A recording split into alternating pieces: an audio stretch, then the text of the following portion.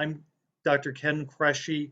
I'm the professor of low brass here at Oakland University, and I want to welcome you all to the instrumental session this evening that we've called Planning Your Audition for Music Schools During a Global Pandemic. That sounds rather serious, so we'll explain what that's all about. But I want to introduce some of our faculty here. I'm Dr. Pam Klenna, and I teach music education courses and conduct the symphonic band at OU. And I'm happy to be here with you tonight and glad that you joined us today. I'm Dr. Greg Cunningham. I'm director of bands. I conduct one of the bands with my colleague, Dr. Klenna. I conduct the Oakland Symphony, which is one of our orchestras, teach undergraduate and graduate level conducting, and I'm delighted you're here. I'm Dr. Heisler. I'm professor of saxophone at Oakland and also coordinator of Applied Winds. And I can help you out if anybody's interested in music technology as well. I am teaching the trumpet studio, brass repertory, and brass ensemble courses. So if you have any questions pertaining to those, please feel free to reach out. I want to start the session by just saying that I think this year, if this is your senior year, you probably have three end goals in mind. The first of which would be to be accepted to a university music program as a music major, and to do that at whatever school you apply to. Maybe just a couple of words. In the previous session, they were talking about the application process to the university as a whole, the large institution. But to be a music major is a two-prong endeavor. And so it's not enough to be just accepted to the university, but you also must be accepted as a music major. To do that, we ask all our students to audition.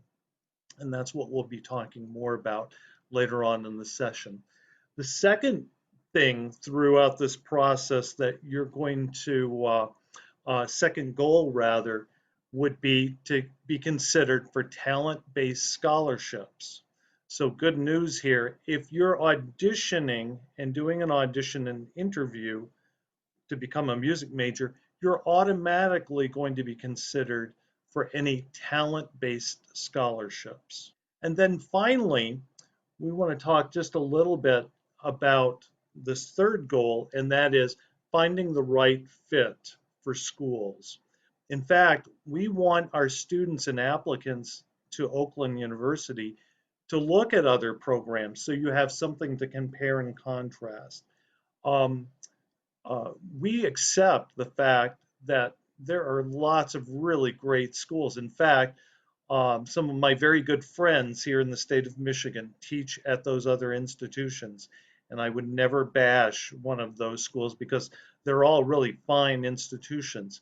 However, the one thing that I would say is all the other state universities and private universities in Michigan are going to have very different programs from what we have here at Oakland University. We think it's a really special curriculum that we've developed. Some of the things that we offer here at Oakland, you can only get at Oakland University. And when you pair that along with the fact that we have an outstanding faculty that is really student-centered, we're really interested in helping you to achieve your career goals. I would encourage you to look at other schools because I think we do those two things rather well. We want to talk about the audition process. And auditioning at different schools, it's going to be different at every school. So what I would encourage you to do is go to the institution's website and look at what the requirements are for the music auditions. You can usually find that at the school's department website for music. Looking under admissions, and there you'll find, perhaps for your specific instrument, you may find a list of pieces of music that you may have to specifically play for that audition. At other schools, it's a little bit more open-ended. You can select the piece that you want to play. If that's the case, it could probably be the same solo that you selected for solo and ensemble and something like that. But you want to be careful if you're looking at different schools and auditioning at different schools. I would encourage you to make a list of the school, the audition date that you're looking at, and what they're asking you to audition on. That's a really important thing. So you want to be that kind of organized if you're looking at a number of different schools. The audition process itself, you'll select a date for the audition, and the institution will reply back to you, and they'll tell you what their process is going to be like. Some schools will have a committee, and it'll be a live face-to-face audition where you'll walk into a room, and it may be a large rehearsal room, ensemble room like it is here at Oakland, and you may see 3 faculty members there. That's a small committee to listen to you. There are some schools that may have as many as 5 or more people listening to you. So be prepared for that as well. But when you go into the audition, you want to make sure that you arrive to the school with plenty of time. You're warmed up, and take into account that when auditions occur, it's usually during the winter when the weather is not great. So arrive early, get yourself warmed up, go to your audition room, and play your audition. Whatever they're asking you to perform. Those auditions may include a selected solo, may include sight reading, it may include playing scales, and then it may also include an interview with the faculty who are there. At other schools, you may do an audition, and it may just be a private lesson.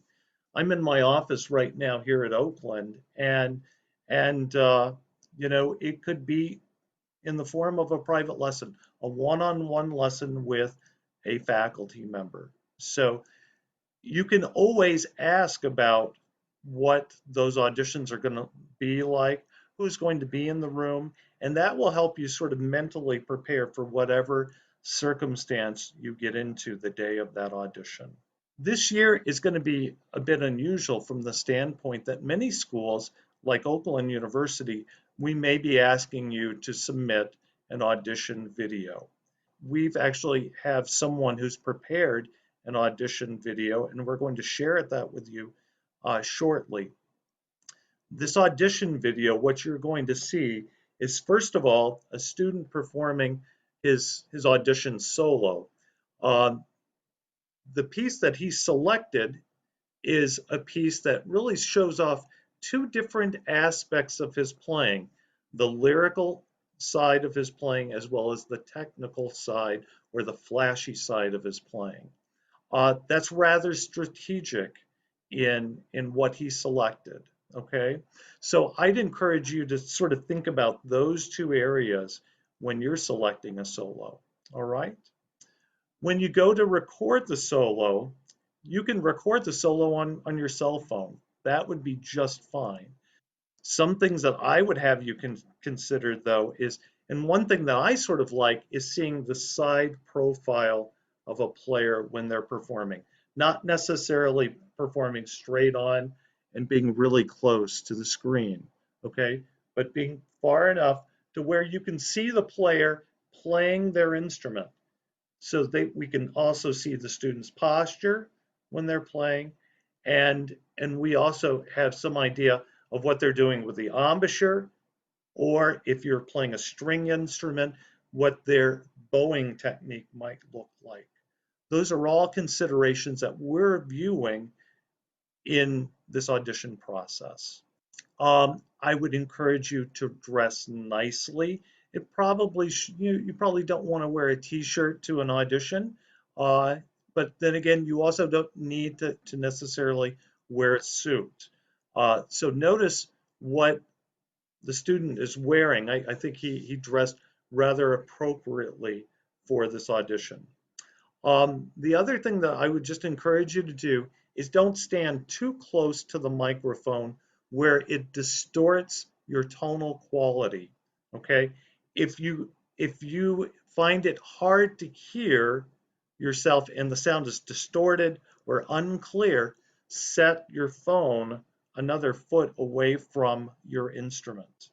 Also, if you can't really hear yourself playing and it sounds like you're playing from a distance, maybe